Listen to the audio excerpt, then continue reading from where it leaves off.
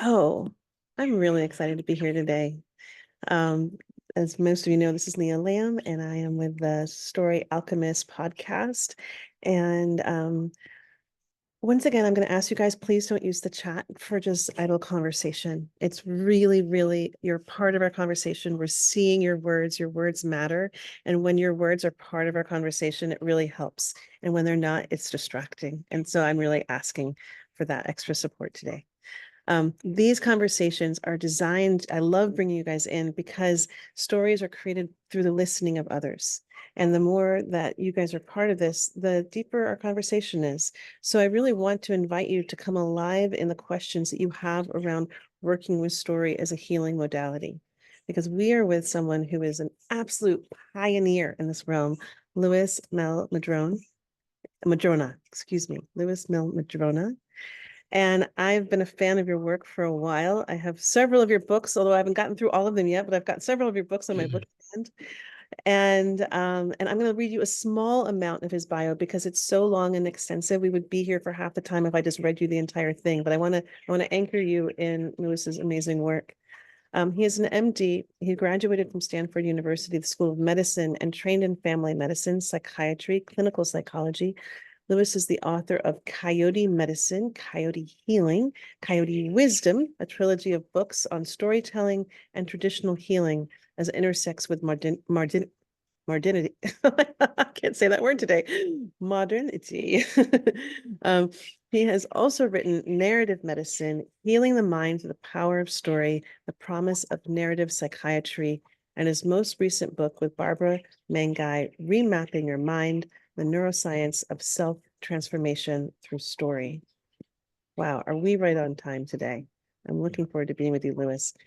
Louis, what I got to be with a little bit, I loved your speaking about your being informed by your grandmother and her way of being with story. And I was wondering if we could start with you sharing a little bit of a story. If there's a story that you were raised with that really still informs or guides you in the way that you see the world.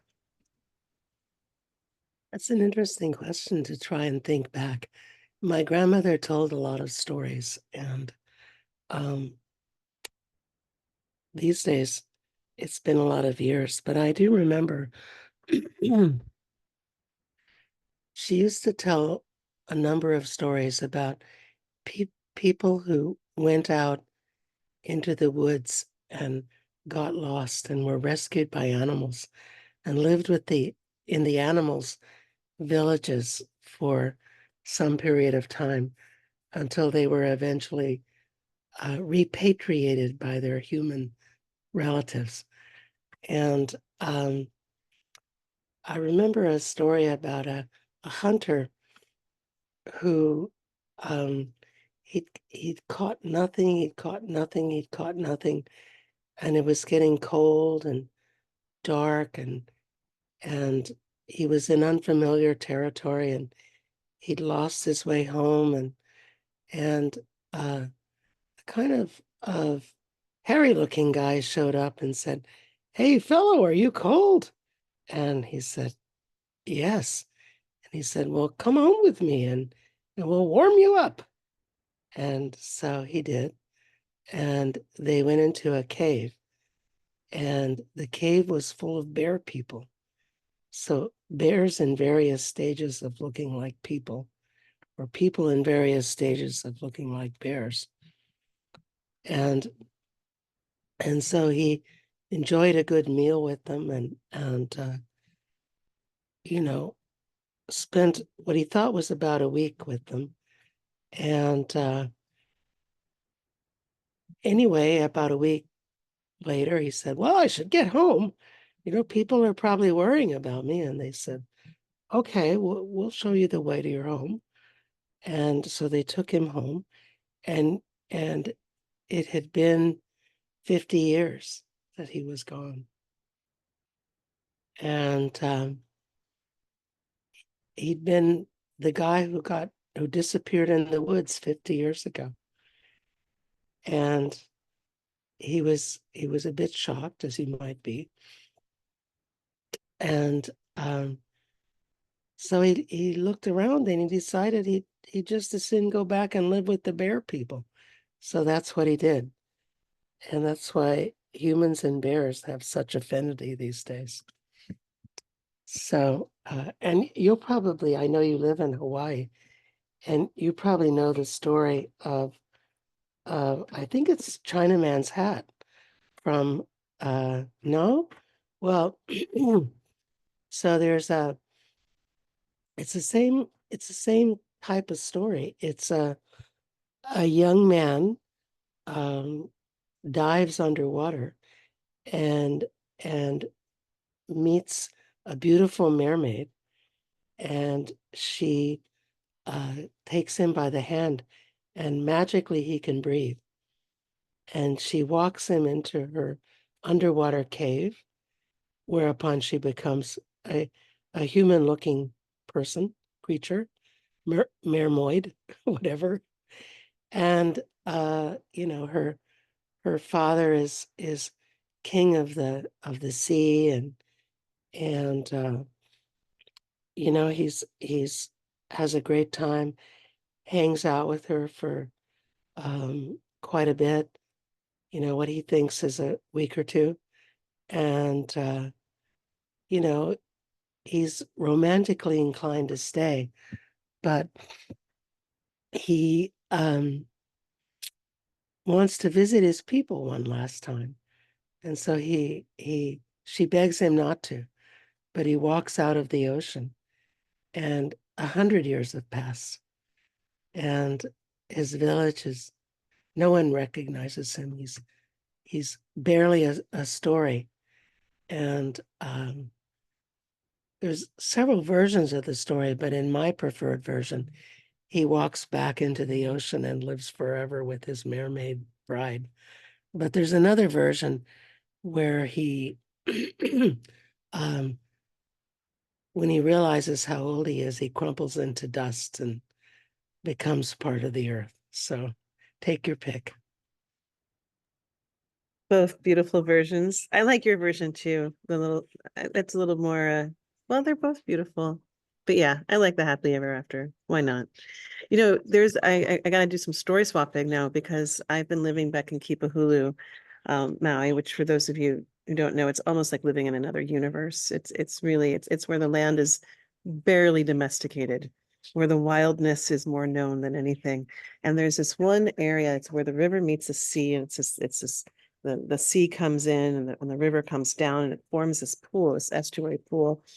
It's jungle all over it. And first time I went down there, I was like, what's different? Like I could feel like that something was really different. It took me a minute and I was like, oh, it's talking to me. It hasn't lost its relationship with people. People still talk to this place. And this place is used to being listened to. Well, later I heard this real, it's a local lore that is like in our time where this man went into the water and he disappeared. And he disappeared and everyone, and it's not deep, it's like 8 feet deep. It's not like everybody looked for his body. Nobody could find his body. Absolutely gone. They had a funeral for him. A month, 2 months goes by. He comes back. He comes back. He's 60 years old. And they say that they said, what happened? He said, I went down and I got captured by the Mo'o, the underwater dragon woman.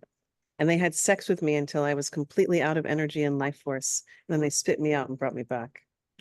So not a not the cheeriest of stories, but a very Hawaiian story. But and true, Yeah. they say that there are people still alive that know this man. Um, Lewis, how did you get to this journey? Can we hear a little bit of your journey in terms of, you walked the storied path, you've walked the medical path, and now you're doing this beautiful merging and this pioneering world of narrative healing. Could you tell us a little bit about how you got to onto this journey? Yeah. So I grew up in southeastern Kentucky, Rockcastle County, which is on the Tennessee border. And so The story that I was born into was that we were Cherokee descendants. And I knew a number of our Cherokee relatives. And my grandfather was uh, connected to Cherokee people in the region. And my grandmother was always telling stories. And I wrote about some of these stories in Coyote Medicine. But, um, you know, after a while, you would get to the point where, or I would get to the point where I would say, not another story. I'll just take out the garbage, I promise. so, so it was story after story. And at some point in my childhood, my mother decided to move us north to Hamiltucky. Some of you have heard of that area of Ohio. It was made famous in a book called Hillbilly Elegy, which is where the Kentucky people would come. And my uncles, Morgan and Bob, had gone first, and they got jobs at the Stearns and Foster Mattress Factory in Cincinnati, Ohio. And they were making more money than a Kentuckian had ever dreamed of. And so they helped us finance our trip north. And so it was touch and go. And my mother ended up marrying our landlord and getting me adopted. And later I came to understand that a lot of it was to get me out of the terrible poverty and drugs and alcohol that were rampant, in our community. And I came to really appreciate her effort. But so I was always interested telling stories and hearing my grandfather and grandmother's stories and reading stories. And I don't know. I I was when I was just started college, I thought I either want to study theology, medicine, or astrophysics. And I ended up wanting to study medicine because I thought it could combine theology.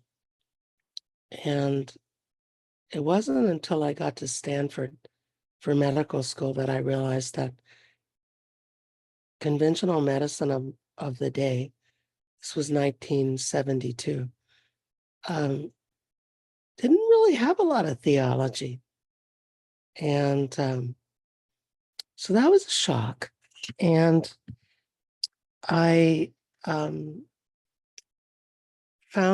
I was floundering a bit. So I found a couple Cherokee elders with whom to connect, Gila and Grandfather Roberts. Some people listening might remember them or know them. And they helped me get through, as well as my good friend Wise Young, who was from Taiwan, and helped a bunch of us to understand American culture, which most of us didn't understand because we'd grown up in not mainstream places. What was one of the key things that they had to explain to you? Well, so we didn't understand that when people ask, how are you? They didn't want to know how you are. That they just wanted you to say, good, how are you? So that was an interesting discovery. And also that you didn't just drop in on people. That where I grew up, if the curtains were open, you could drop in. And if they were closed, you didn't, because no one had phones.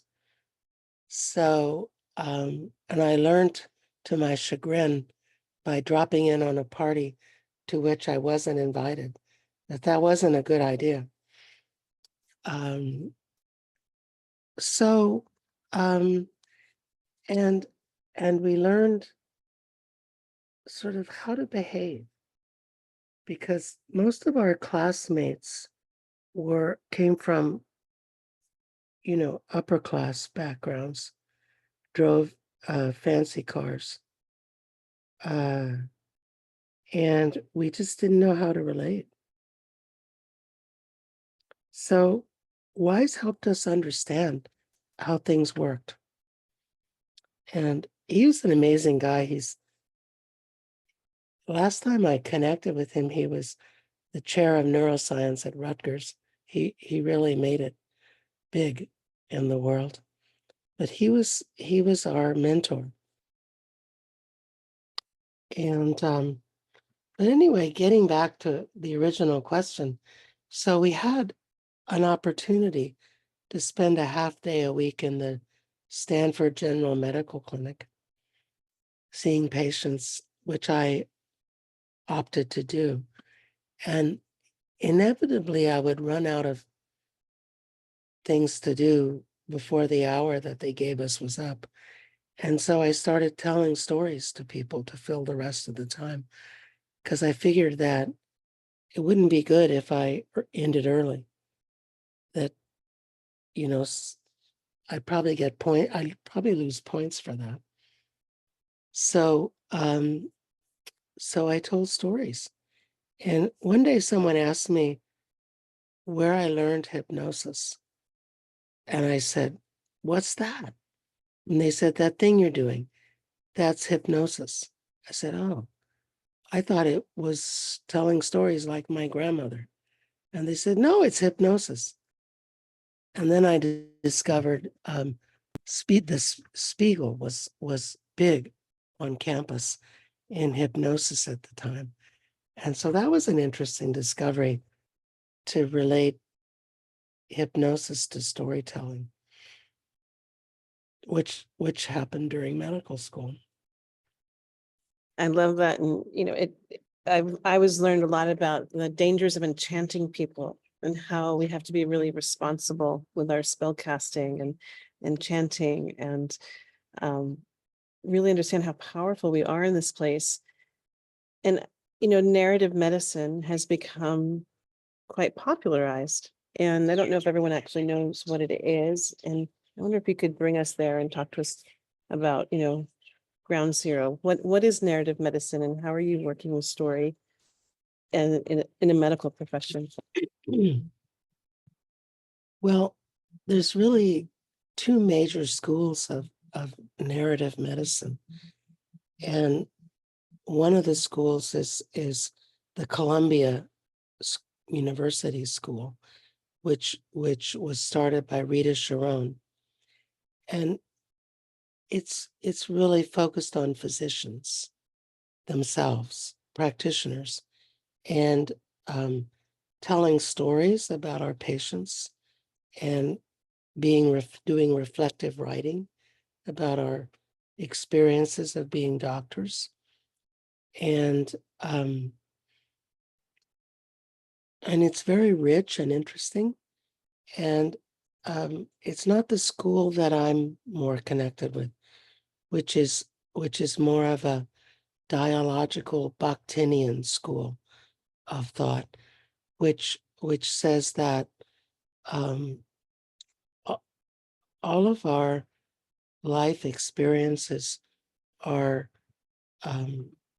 remembered as stories, that memory exists in a narrative structure, which is both neuroscience and literature. Raymond Mars from the neuroscience side, and Roland Barthes from the literature side. And um, and it turns out that there's a particular circuit in the brain that's devoted to creating and understanding stories. And it's called either story brain, or originally it was called default mode network. And there's a good story about how it came to be called that, because once upon a time, when MRI was first invented, you could publish a paper um, doing MRI on anything. So, so researchers would get a bunch of people together and have them do arithmetic in the scanner. And then they would have them do multiplication in the scanner. And then they would have them do addition. And that was 3 papers right there. And if you know anything about academics, you know that the whole point of academics is to publish papers. And as they were doing this work, they needed a control condition. And so they told people to do nothing. But if you've read Somerset Maugham, The Razor's Edge, you know that doing nothing is like driving 500 miles, that it's really hard to do nothing. And it turns out that people were doing something while they were told to do nothing.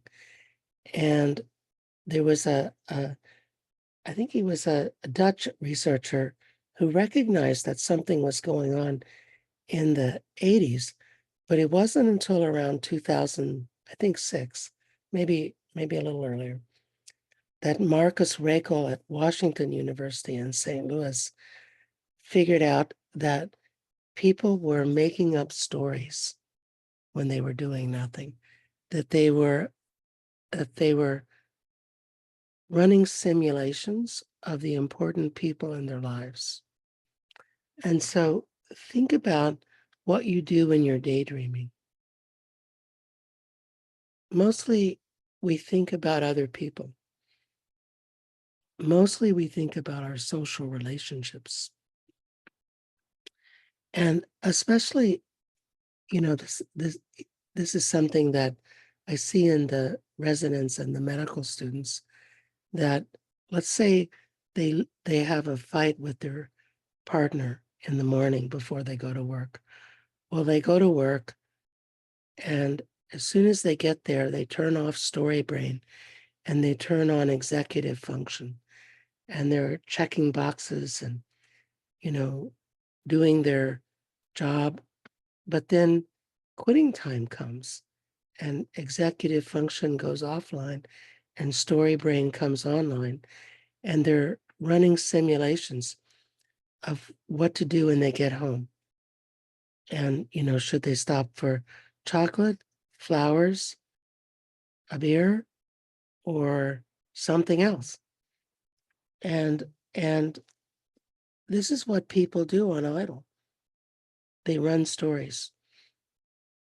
And Rakel figured that out, and he called the part of the brain that did stories default mode network, because it was what we default to when we're not doing anything else. And it turns out it's the part of the brain that burns the least glucose.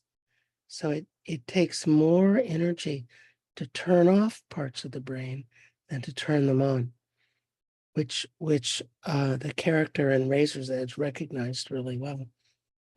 And so the whole idea of narrative medicine is that all of our experience is encoded in a narrative framework. And when people get Alzheimer's disease, it's the story brain that breaks down. And when story brain breaks down, you have no memory, because all your memory are stories. And the idea of narrative medicine is that these stories that we carry, that we hold, that we live, are not just mental, they're also physiological, and they affect our bodies as, and not just our minds. And so if we're dealing with an illness of any kind, we need to know the person's stories. And sometimes changing the story can change the physiology, which is well accepted in fields like psychoneuroimmunology, but considered almost heresy in ordinary conventional medicine. So for me, narrative medicine is about that exciting interface between story and body. So embodied narratives we talk about. What are the stories that live within your body and affect your body and are carried forth by your body? And those are the stories that affect health and wellness. So how do we find those stories, and how do we change those stories, and how does that affect your physiology? So So, that was a yeah. long description. Oh, that's great. I feel like you just kind of put out the landscape of this world, and I really appreciate getting to hear where it emerged from. And, I'm curious about if you have a story for us about just like an incredible case study, like something where, you know, you really saw firsthand the power of this work, for better or for worse. But, Yeah. it's like people have got to be on board, right? They've got to be willing to try on a different story. So Or I'll tell you one that was so classic for me. So every September we do a week-long workshop in a place in France called Silban, which is near Najac, which is not too far from Toulouse, where Airbus makes the Beluga. I don't know if anybody's seen a Beluga, but they're amazing airplanes. And Airbus paints faces on these planes to make them look like whales. But anyway, so the workshop is called Conti et Guérison. And um, there was a woman who volunteered for a demonstration who she was a singer, but she couldn't sing in French. Whenever she tried to sing in French, nothing came out, but she could sing perfectly fine in English. But that didn't really work completely because she was French in France, and they didn't really want to hear her sing in English. And so we did a what I call a narrative interview, where we're looking for the story of what happened to her. And so we got this amazing story of how she discovered that her brother had two separate families, neither one of which knew about the other. And he would go back and forth between these two families, sort of like some TV shows that we've seen, and hiding each from the other. And when she discovered it, he told her, he said, never breathe a word about this to anyone. And that was when she lost her capacity to sing in French. And and so we were we worked on changing the story to she didn't have to tell on him, but she could still sing. That it wasn't actually logical or helpful to shut down her singing voice. And so in French, the word for sing is the same as the word for like telling on someone. So so to sing could mean to reveal someone's secret, to like tell one of the families what was going on. But to sing is also to sing. Chanter is the word. And it has a sort of parallel in English. You know, they talk about gangsters singing to get a lighter sentence. I don't know if anyone has seen that in old-time gangster movies. But when we brought that to her conscious awareness, that the word had two meanings, and she didn't have to, she could pick the other meaning. She became magically and miraculously able to sing again in French. And for me, that was just, I mean, it wasn't the most dramatic example in the world, but it was incredibly clear. And the power of words and the multiple meanings of words. You know, and I think about in French, to fly and to steal are the same word. And there's a whole lot of other connotations that come up with that we've played with also.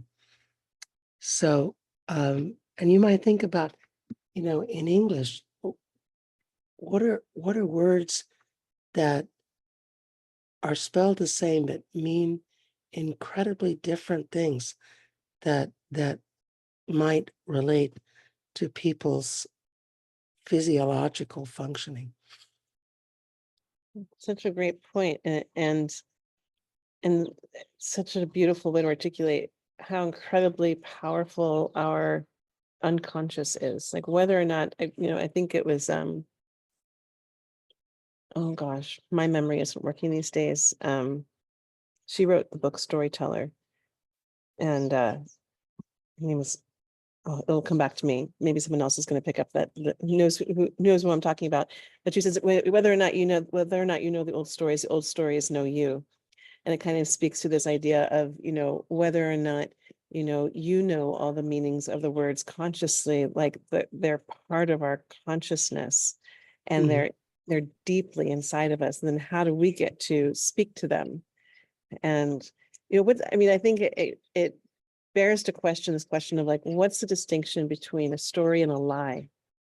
Because we've all been, on the edge of making a big shift. I was just thinking about breakthroughs the other day, and that like when you really want to make a breakthrough, I started to really think about the word break. It can be break, BRAK, where you're just like stuck, and when you're really in that breaked place, sometimes you're like, God, I need to break something, like I need to literally like break the plate, break something to find a pathway through the stuckness. So I love that language of how, there's so much ways to play with it. And then really when you're making a breakthrough, you've got to be willing to deal with the broken pieces, and they're sharp and it hurts and you don't have what you used to have anymore because you broke it. And now you're finding this new way through. So it takes so much courage to actually really go for a real breakthrough. It's like a pioneering action. But yeah, I think this curiosity is like when you've seen people in these healing, I wouldn't say that everyone's on a healing journey. I think everyone's doing different things in their experience of life and death and their process along the way.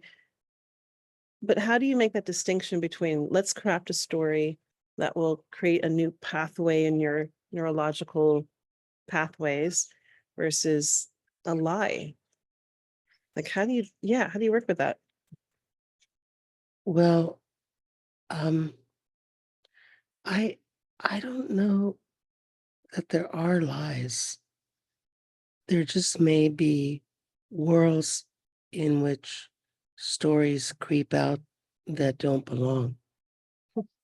And so there was an elder in Australia, his uncle Albert, and he told us that there are 405 creation stories in Australia, and they're all different and they're all true. And so, after waiting the proper amount of time, I said, "How so, Uncle?" And he said, "They're all true in the place where they're told, for the people who tell them at the time that they're told. And I think we get hung up with the notion of fact. And it was also Roland Barthes who said that fiction is truer than fact. And so I think all stories are true. They just may not fit the place where they're being told or repeated. So political stories, the story that scares me the most these days is the story that the fascists can protect you. And that I think about, I'll try not to say too much about politics, but the Republican story is the world is dangerous and we can protect you. And and um, and the way we'll do that is by excluding and getting rid of certain people who are dangerous. And then, I was just in New York City this past weekend, and two things happened. One is we saw Kate K something, who was a German woman artist who did all these incredible art prints of people under fascism and how horrible it was. And then the Dalai Lama arrived at the hotel next to ours, and the streets were flooded with Tibetans. And so I thought about how once upon a time, someone asked the Dalai Lama, what was the point of world peace? Why do we need world peace? And he said, so we can have more friends. We all need more friends. And I thought, if the Democrats were smart, they would say, yes, the world is a dangerous place. And the way we make it safer is by making more friends. Let's be friends with everyone. I love the simplicity of the message, right? The simplicity of the message, and talk about world changing, paradigm changing. I remember when I first saw the Dalai Lama's book, The Meaning of Life is Happiness, and I was like, what? I had been raised in a whole culture paradigm where being a martyr was what it was. You had to suffer to be good. It's like, and that whole like paradigm shift of like, no, we're supposed to be happy together. It broke my brain. You're making me think of so many things. And, speaking of Aboriginal Australian stories, Tyson Yakaporta tells a story about, how he would sit and with all different groups of Aboriginal tribes coming together, and they would sit together and they would look up at the moon and they would all tell their different stories about the moon. And they could sit together and tell their different stories together. And that's a good world to be in. And it's like, can we handle each other's different stories and different ways of looking at the world and sit next to each other? It's such a great model for that. And you're making me think of, talk about, I love how you just take, look, the Republicans telling this story, the Democrats are telling this story. I remember when COVID was happening, and it was time, everyone was getting the vaccine.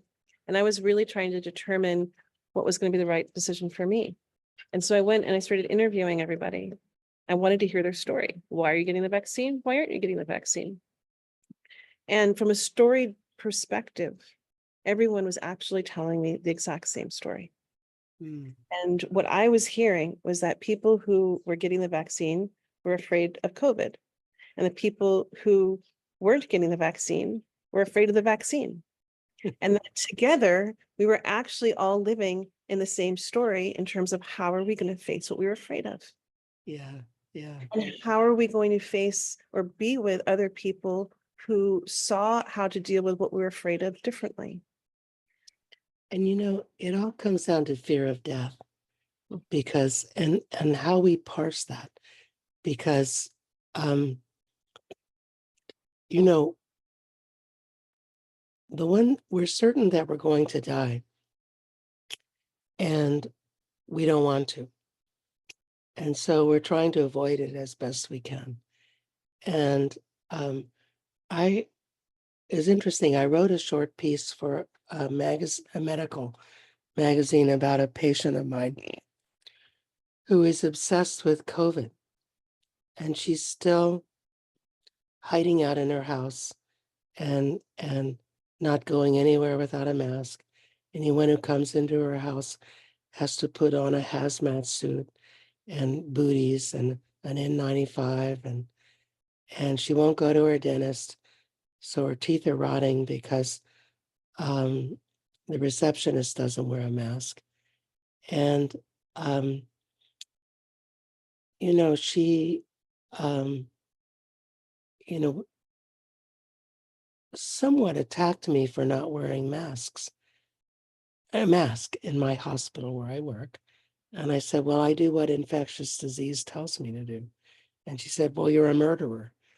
And I said, well, each of us can only manage so many risks. I said, what scares me more than COVID is ice in Maine, because this last year my dog jumped after a deer and I dislocated my shoulder. So that sucked. And I said, and the other thing that terrifies me is the I-95. I said, I'm more scared of ice and the I-95 than I am of COVID. And maybe I'm in denial, but I And can for only those that manage. Yeah, for those who don't know, the I-95 is the main highway that goes to the East Coast. So yeah. in through England. So yeah. It goes from New Brunswick in Canada Mhm, to, I think, the Florida Keys. mhm. Yeah. Well, you definitely don't want to come to the 405 over on the West Coast. You can Right. skip it all together. I've driven on the 405 and it's terrifying. It really is. But you get used to it. That's what's so amazing, right? Like anything, any new story, you get used to it. It's like, Yeah. uh, can you talk to us a little bit about neural pathways and storytelling, and what do we do when we change a story? Like what's happening inside our brain? Well, there's this thing called Hebsian learning. And when we have a really well-rehearsed story, it's like having the I-95 without bad weather and not in Connecticut, New York, or New Jersey. And so things move really fast. And like here in Maine, our speed limit, you can drive 133 kilometers an hour, and that's fine. The state police don't care. Because the roads are empty. And that's what it's like to have a well-rehearsed story. It moves really fast. The neural connections are strong and well established, and there's not a lot of traffic, and there's no rush hour. And by the way, if you want to move to Bangor, Maine, we don't have a rush hour. If anyone's interested from LA.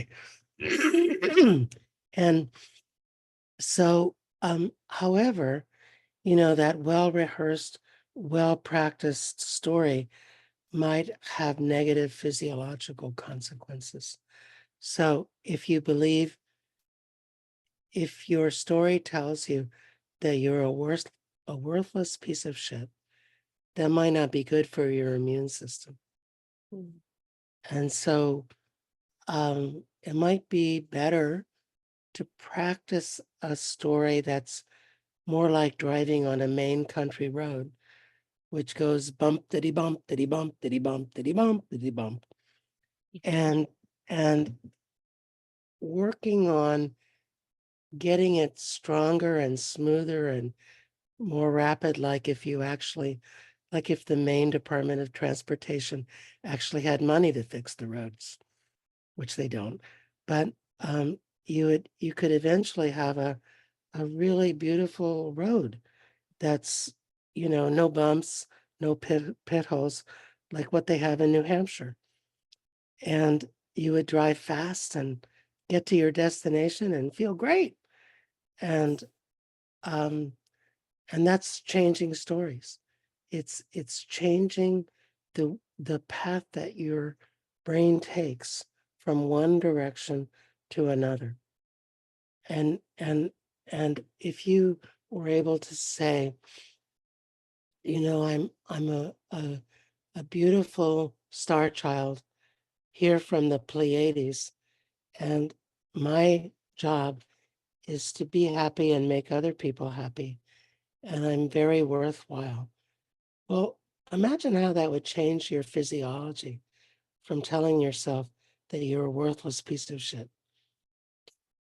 So that's what we're talking about. And that's like a real, I mean, trick, skill, technique. I mean, some people are raised in certain environments that reinforce certain negative stories, or certain cultures are just used to telling these kinds of stories.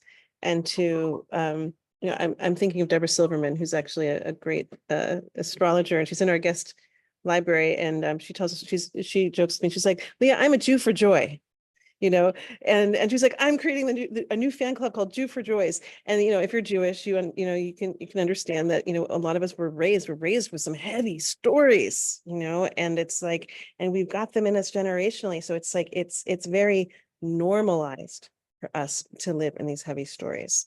And so for her, it's a radical bridge to say I'm Jewish and I'm joyful, because that wasn't what many of us were given permission to as a kid. You had to honor those that had died and be in the deep and the pain and the suffering, and isn't that a story that I'm going to feel your pain with you, I'm going to live that onward, which is a completely different story to say, wow, your life led to my life, and the best thing I could possibly do is enjoy every single second.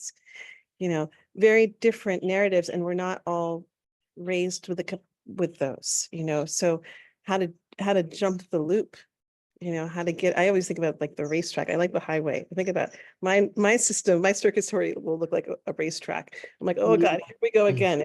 There's no end. I'm still on it. How do I jump the circuit or build a new one so I can live in a different way and my body believes it?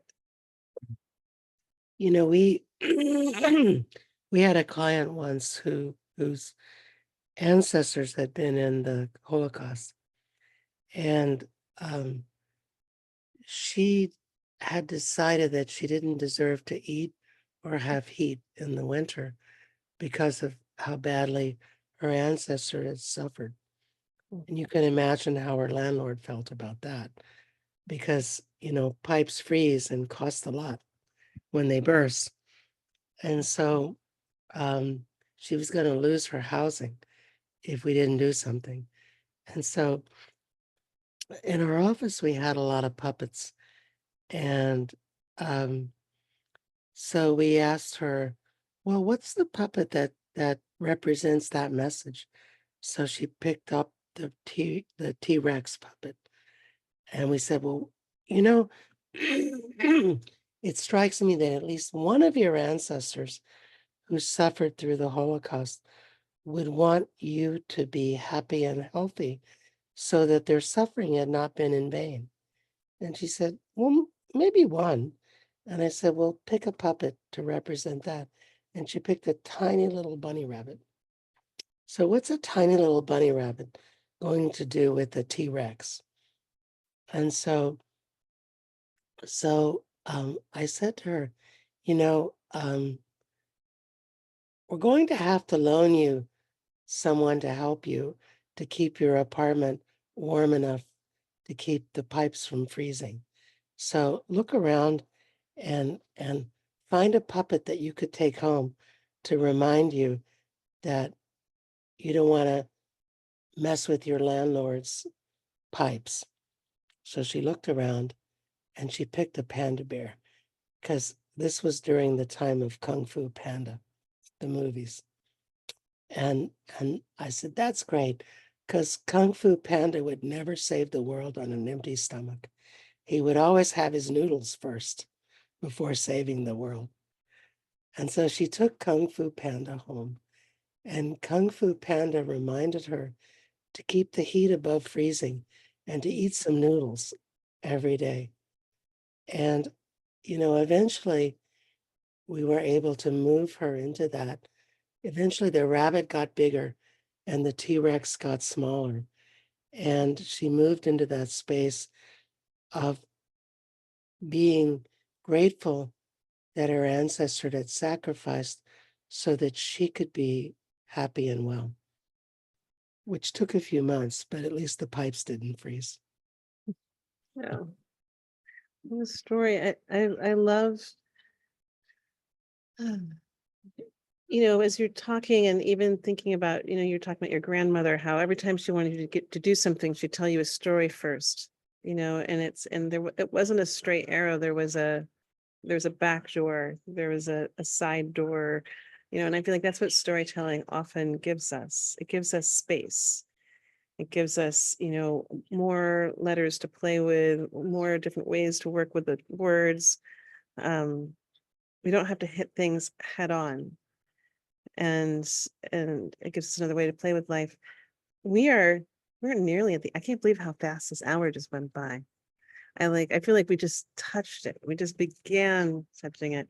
If there's any questions that people have, I think you're saying Hebsian learning. Oh, if there's any questions among us, this is a good moment to drop in a question for Lewis. And Lewis, you gave a quote that I just really loved, which is, we all carry within our souls the capacity to heal ourselves. And I just so appreciate that, where you give the dignity and the authority of healing back to the being who's going through the experience. I'm just curious how you came to that as a doctor, in terms of, yeah, how do you, what do you see the healing nature between story and healer, doctor? Not all doctors are healers, right? But Right. and the person who's going through the initiatory experience, which is the healing crisis. Well, I think most healing takes place outside of medicine, sadly. That mostly within medicine, we're fairly negative, doomsday naysayers, and we don't want to believe in healing. That we actually fight against it, and I think we have to celebrate people outside of the conventional world who keep the healing dream alive and keep telling people that healing is possible.